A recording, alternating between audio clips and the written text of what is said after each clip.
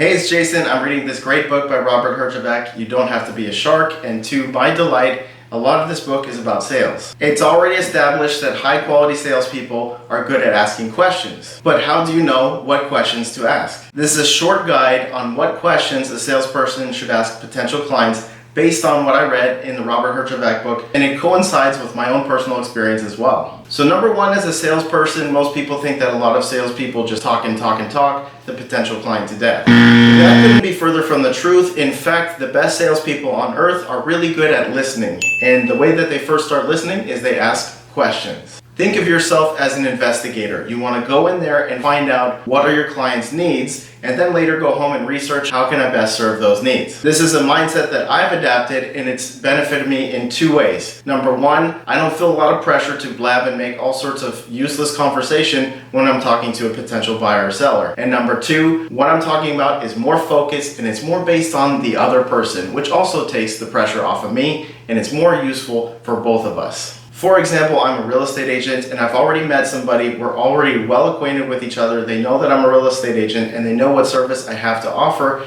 They express that they have a need, that they're looking to sell their home in maybe 6 months. Now this scenario is that I'm out on a listing appointment and we're talking about why they want to sell their home and how much they want to sell it for, and how I have the best strategy to help them sell it for that highest price. Remember, you want to start with general questions and then start whittling it down to more detailed questions. So how long have you guys been considering selling your home? And when the home does sell, where are you guys looking to move to?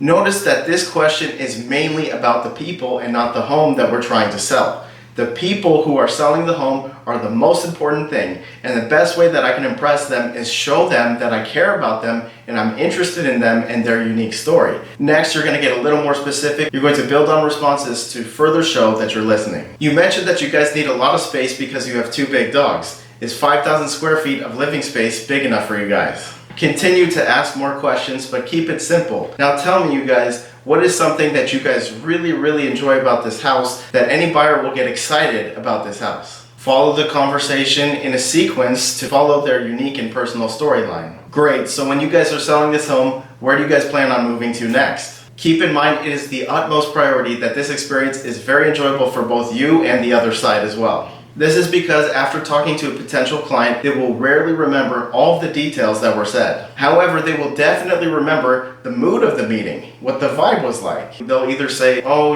that was really boring and I didn't enjoy it much, or that was a really fun session. I can't wait to meet with Jason again. Buying decisions are made as much by the heart as they are with the mind. And one thing that you do not want to be as a salesperson is boring, because people will quickly forget boring.